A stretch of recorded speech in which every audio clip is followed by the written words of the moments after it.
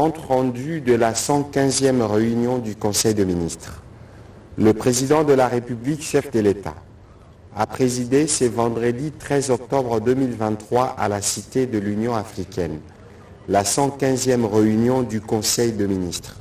5 points étaient inscrits à l'ordre du jour, à savoir 1. Communication du président de la République, chef de l'État. 2. Points d'information. 3. Approbation d'un relevé des décisions du Conseil des ministres. 4. Examen et adoption des dossiers. 5. Enfin, examen et adoption de textes.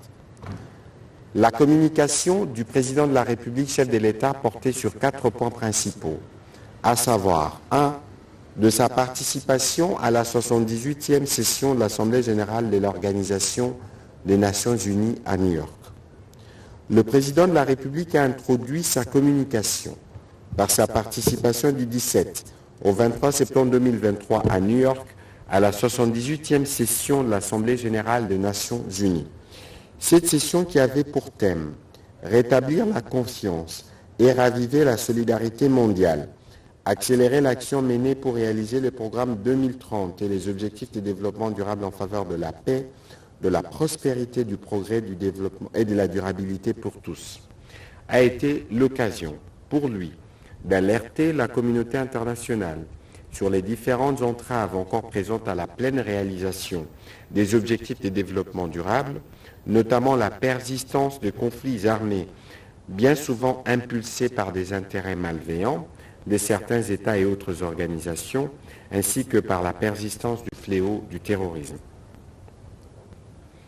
À ces propos, il a rappelé l'agression à laquelle fait face notre pays, précisément dans la province du Nord Kivu par les Rwandais sous couvert du mouvement terroriste du M23, tout en réaffirmant notre position de ne leur accorder à aucun titre une quelconque discussion ou négociation.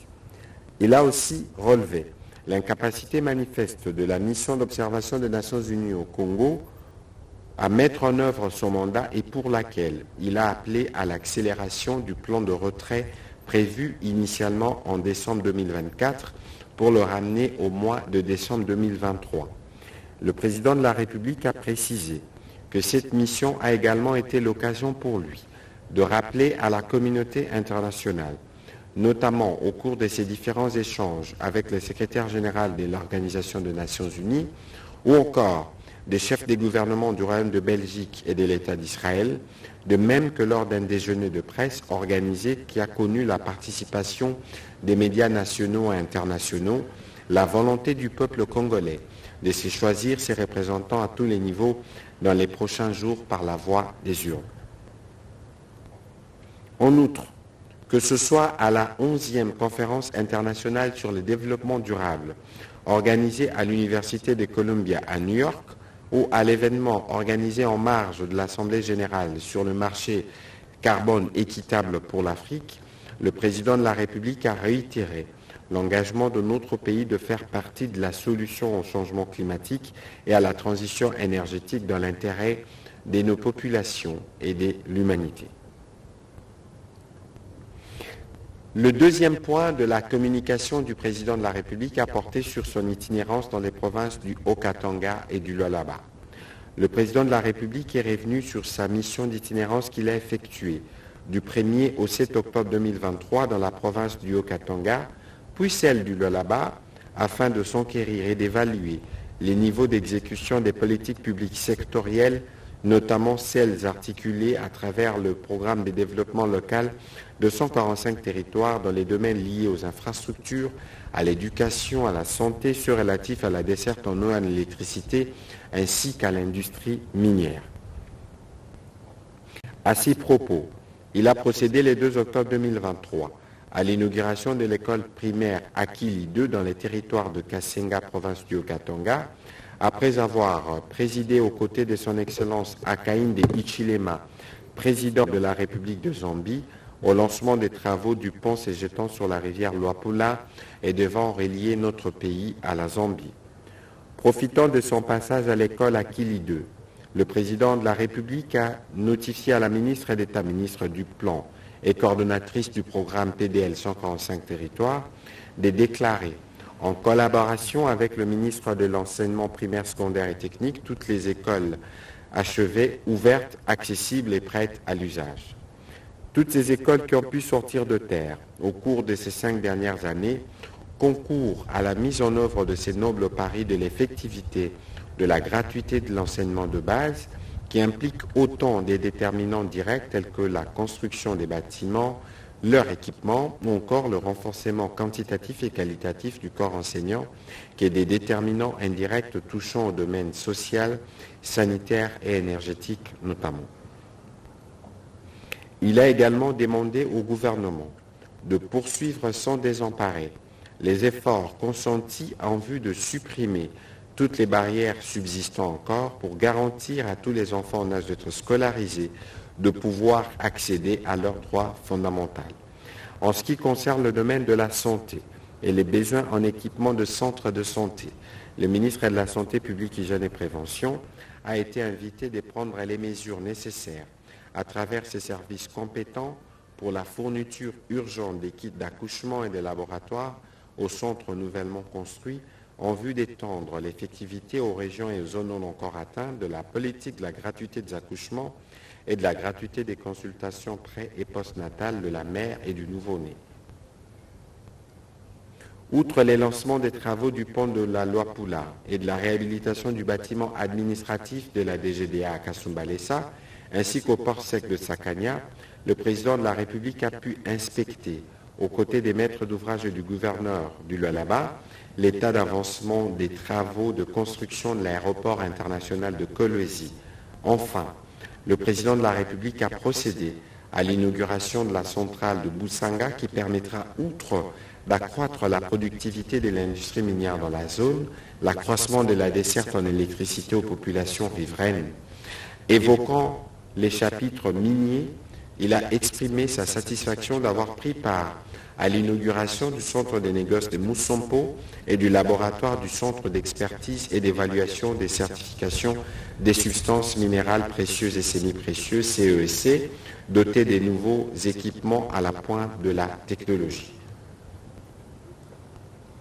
Le troisième point de la communication du président de la République a porté sur les conclusions de la visite du Fonds monétaire international en vue des préparatifs de la 5e revue. Le président de la République est revenu sur la visite du 6 au 13 septembre 2023 d'une équipe du Fonds monétaire international pour discuter des évolutions économiques récentes, des perspectives économiques et assurer le suivi des mesures prises pour maintenir la performance observée dans la mise en œuvre du programme Facilité élargie de crédit en cours conclu avec cette institution en juillet 2021. Les principales conclusions de cette visite devraient permettre une meilleure préparation de la 5e revue qui s'avère capitale au regard des enjeux socio-économiques cruciaux auxquels notre pays fait face. Il a indiqué que conclure de manière satisfaisante la 5e revue serait pour la République démocratique du Congo une première dans le cadre des programmes soutenus par les FMI et crédibiliserait davantage notre pays dans l'effort soutenu pour conduire notre nation vers son développement. Les gouvernements ne devraient ménager aucun effort pour l'atteinte de cet objectif. Le président de la République a terminé sa communication en évoquant les naufrages des embarcations sur les réseaux fluviaux et lacustres. Le président de la République a engagé le gouvernement à capitaliser les fleuves Congo et les rivières comme le prolongement des routes afin de couvrir tous les territoires nationaux, d'où la nécessité de tout mettre en œuvre pour éviter des naufrages des embarcations avec des lourds bilans humains et matériels, dont les causes principales sont notamment la surcharge de passagers et des marchandises, les mauvais balisages de voies navigables, la navigation nocturne ainsi que la non-conformité des embarcations à la réglementation en la matière.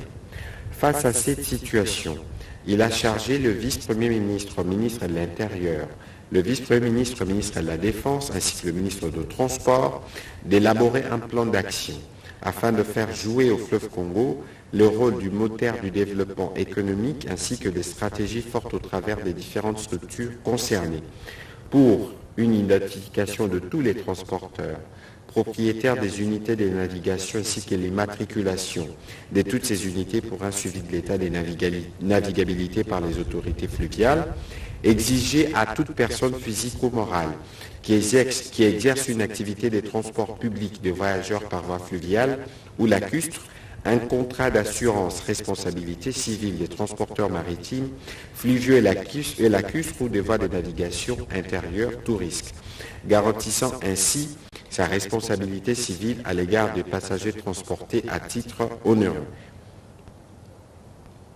Intervenant dans la suite de la communication du président de la République, le Premier ministre chef du gouvernement a axé sa communication sur 3 points principalement 1. L'octroi du titre de docteur honoris causa au président de la République. C'est avec grande joie et satisfaction, a-t-il déclaré, que le gouvernement a accueilli la récompense du titre de docteur honoris causa, décerné le jeudi 12 octobre 2023 par la prestigieuse Université de Kinshasa au président de la République.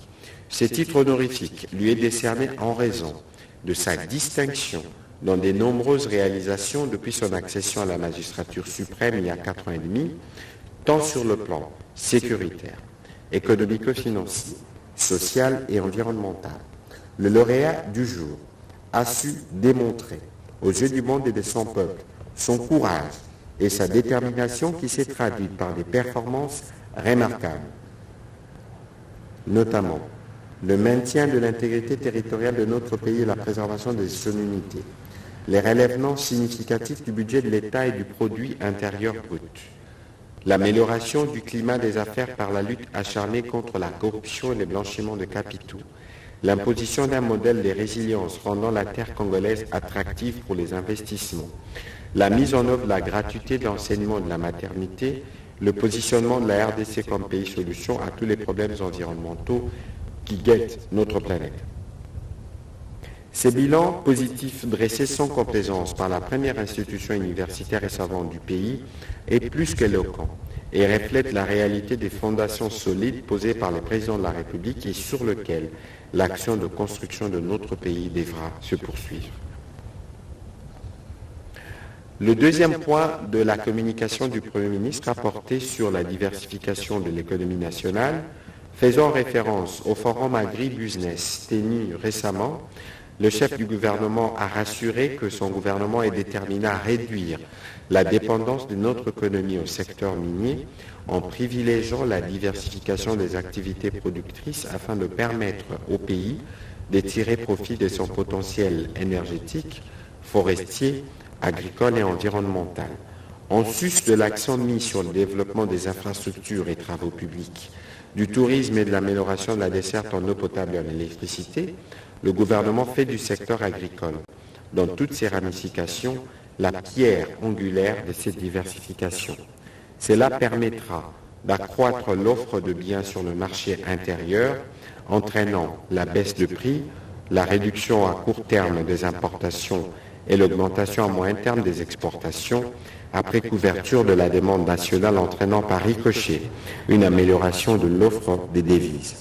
Le Premier ministre a demandé au ministre des Finances de finaliser en urgence le dossier de la création de la Banque nationale de développement.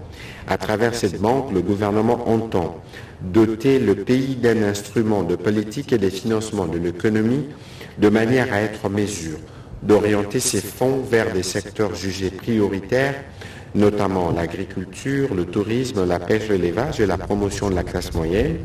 Le Premier ministre a terminé son intervention en saluant les messages du président de la République annonçant la mise en œuvre d'un dispositif transitoire graduel au terme duquel l'état de siège devra connaître sa fin. Le gouvernement prendra des dispositions pour s'assurer de la mise en œuvre effective de ces mesures. Au deuxième chapitre du Conseil de ministres de ce jour, relatif au point d'information, État et administration du territoire, le vice-ministre de l'Intérieur, Sécurité et Affaires coutumières a présenté au Conseil les rapports sur l'État et l'administration du territoire. Au cours de la semaine qui s'achève, l'état d'esprit de la population a été généralement calme sur l'ensemble du territoire national et a été marqué notamment par l'accueil favorable de la population à la suite du dépôt des candidatures pour un second mandat du président de la République chef de l'État, par l'approbation de l'opinion nationale au sujet de la bravoure des résistants patriotes Ouazalendo contre les terroristes du M23 RDF. Le vice-ministre de l'Intérieur a terminé son rapport en rassurant le Conseil de mesures qui sont prises et qui sont de stricte application pour lutter contre les cas de banditisme et de criminalité à travers les villes, agglomérations et autres centres urbains du pays. En complément au vice-ministre de l'Intérieur, représentant le vice-premier ministre de l'Intérieur en mission, le vice-premier ministre, ministre de la Défense nationale, a porté à la connaissance du Conseil la situation sécuritaire qui demeure calme, excepté dans les zones de la partie est du pays où se déroulent des opérations contre les forces négatives. À l'ouest du pays, les insurgés Mobondo, traqués par les forces de défense et de sécurité dans la province de Maïndombe, tentent de se regrouper dans les territoires de Kenge-Popo Kabaka, voisins du Congo central, où ils s'infiltrent par les territoires de Kimvula. Le vice-premier ministre, ministre de la Défense, a rassuré que nos forces armées demeurent déterminées dans leur engagement à poursuivre l'effort de pacification de ces parties du territoire national. Évolution de la situation récente sur les marchés d'échange ainsi que de biens et services.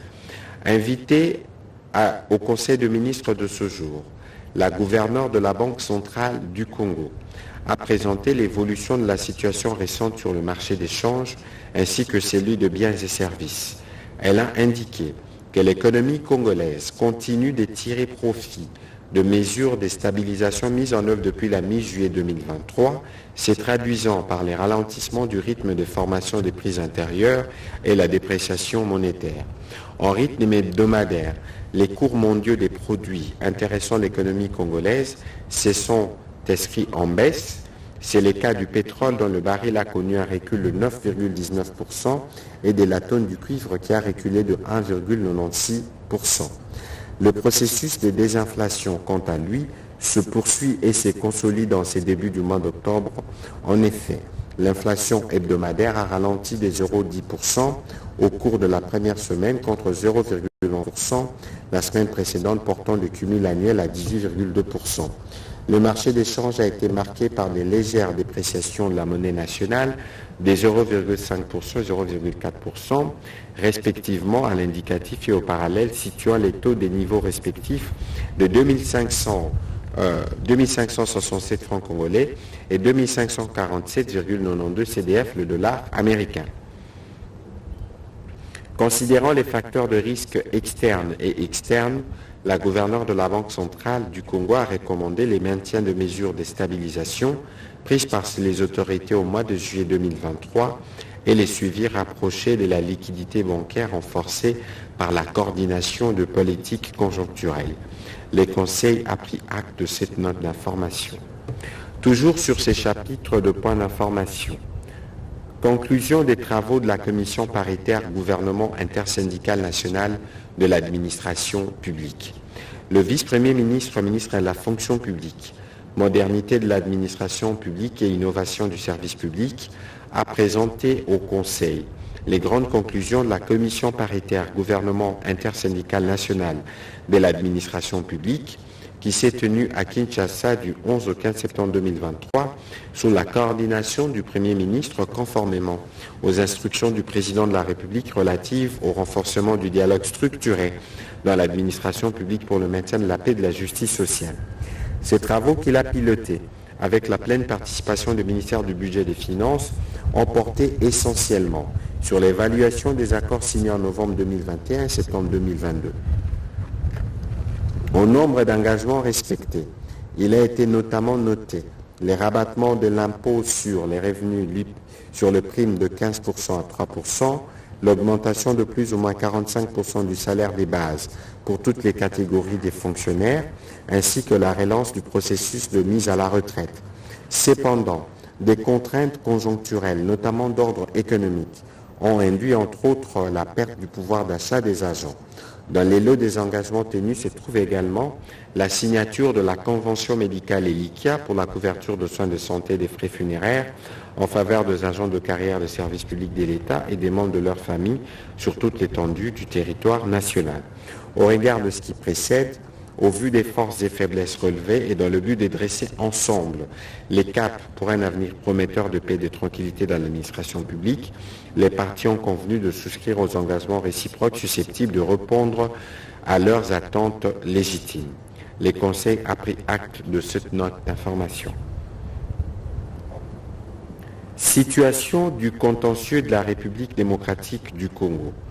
La ministre d'État, ministre de la Justice et garde des Sceaux a fait le point de quelques procédures impliquant la République démocratique du Congo, procédures pendantes devant les instances internationales.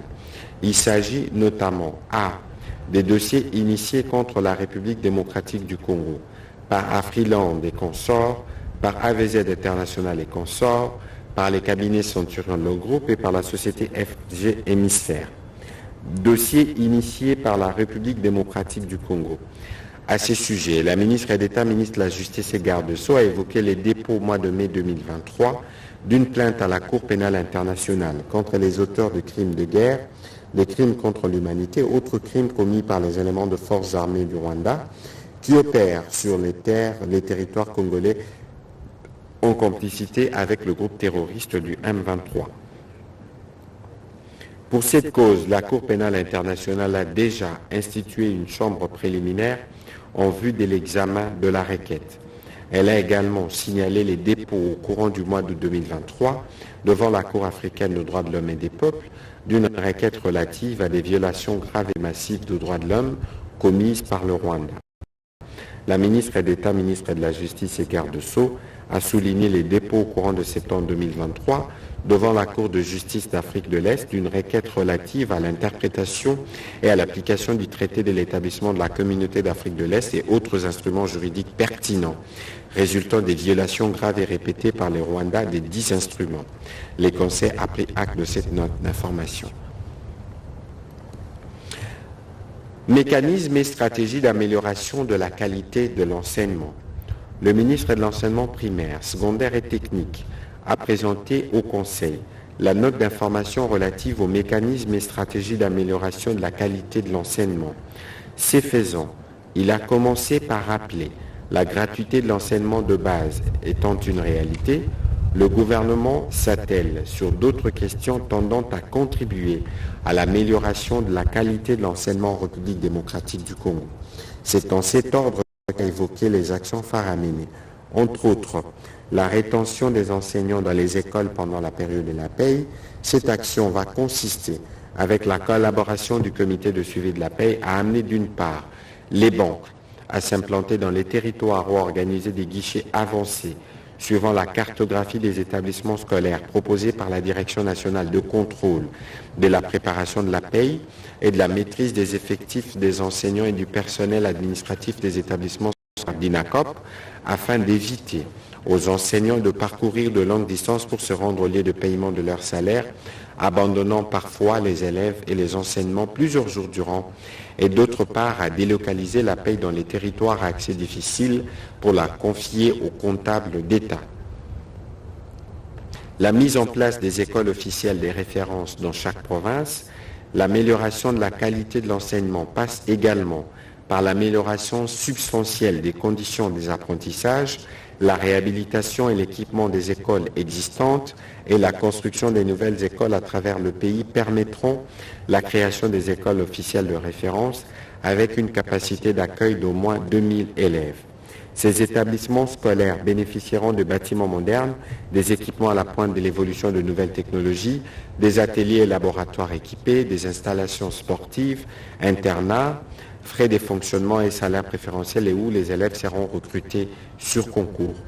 Au nombre de stratégies figurent également les recrutements des enseignants sur concours, la construction à travers le pays des écoles, des formations de maîtres et la poursuite de la campagne d'octroi des bancs aux écoles.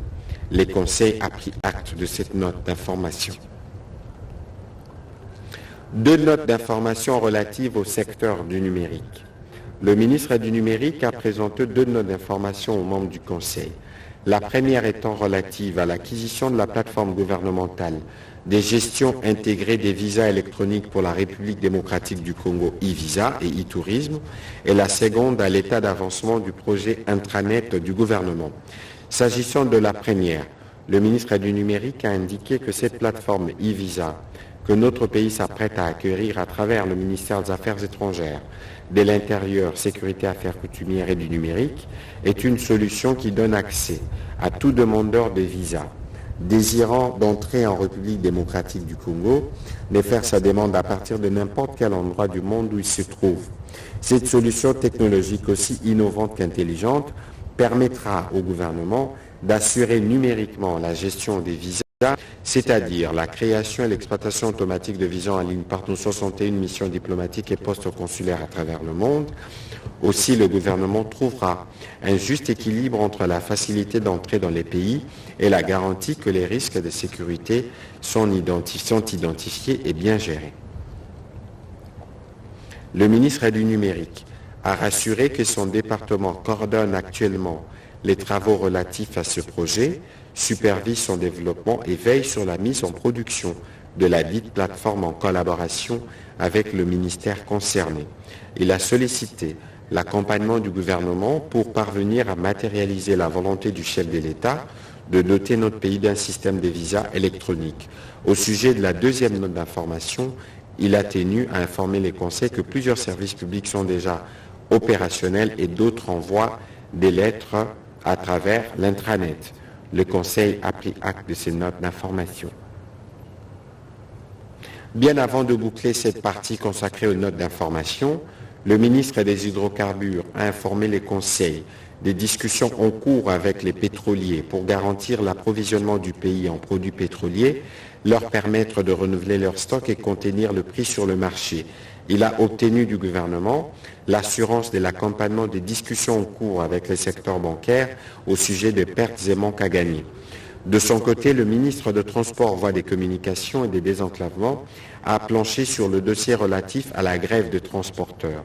Considérant l'évolution des échanges, il a plaidé pour une réunion multipartite avec les ministères concernés pour trouver une issue aux revendications de cette catégorie professionnelle. Le Conseil a pris acte de ces notes d'information.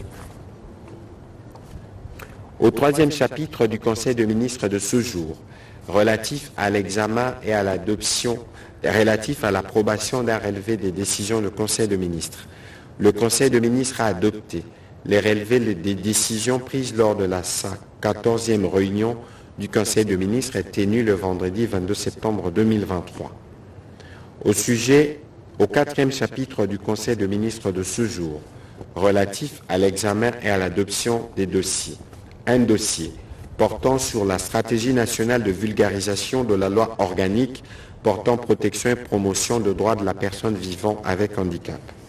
La ministre déléguée près le ministre des Affaires sociales, Action humanitaire et solidarité nationale, chargée des personnes vivant avec handicap et autres personnes vulnérables, a soumis au Conseil pour examen et adoption le dossier sur la stratégie nationale de vulgarisation de la loi organique numéro 22/003 portant protection et promotion des droits de la personne vivant avec handicap en République démocratique du Congo et la mise en place du secrétariat général de personnes vivant avec handicap et autres personnes vulnérables. Elle a brossé les contours de la campagne électorale, de la campagne nationale de vulgarisation de son dispositif légal et réglementaire qui sera bientôt lancé et dont la connaissance par les acteurs, tant publics que privés, devient plus qu'une nécessité afin de faciliter son application et appropriation. L'objectif général poursuivi étant de contribuer à l'inclusion sociale des personnes vivant avec handicap en République démocratique du Congo. Les conseils a, après débat et délibération, adopté ces dossiers. Au dernier chapitre du Conseil des ministres de ce jour, relatif à l'examen et à l'adoption des textes. 4 textes. Premier texte, projet de convention à conclure entre le gouvernement et Activa Assurance RDC et Activa Vie RDC. Le vice-ministre de l'Intérieur a soumis au Conseil le projet de convention à conclure entre le gouvernement de la République démocratique du Congo et Activa Assurance. Il couvre l'assurance maladie, l'invalidité permanente, les décès et diverses prestations. Ce projet permettra au gouvernement d'un côté d'améliorer considérablement les conditions socio-médicales de militaires, policiers et leurs dépendants, et de l'autre côté, il procédera à la modernisation des établissements hospitaliers de nos forces de défense et de sécurité par un apport substantiel en termes d'équipements et des médicaments. Après débat et délibération, ce projet de convention a été envoyé en commission interministérielle pour approfondissement.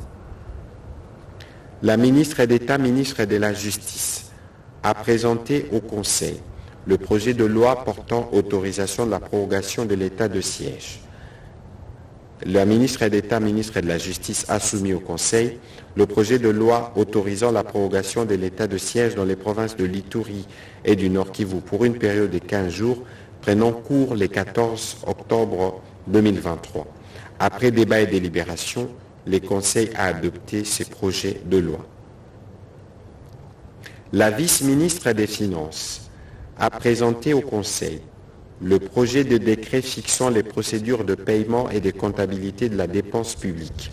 Ce projet a l'avantage de clarifier à l'attention du comptable public la manière dont une dépense publique doit être payée et comptabilisée.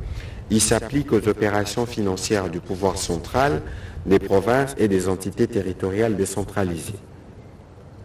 La vice-ministre des Finances a conclu en précisant que cette réforme s'inscrit dans le cadre du processus de déconcentration de l'ordonnancement, au travers duquel le ministre sectoriel, disposant désormais du pouvoir d'engager, de liquider, d'ordonnancer les dépenses, devra interagir avec les comptables assignataires des dépenses de son ministère.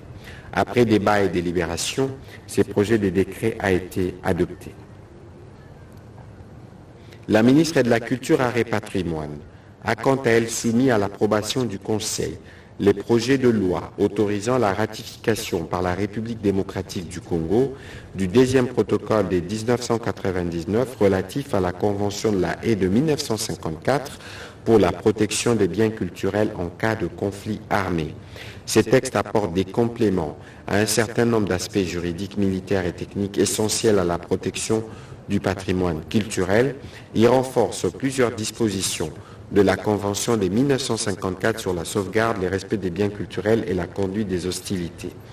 Il crée un système fondamentalement nouveau de protection de biens culturels, dénommé la protection renforcée, tout en prévoyant un fonds pour la protection de ces biens. Après débat et délibération, ce projet de loi a été adopté. Commencé à 14h15. La réunion du Conseil des ministres a pris fin à 19h44. Je vous remercie.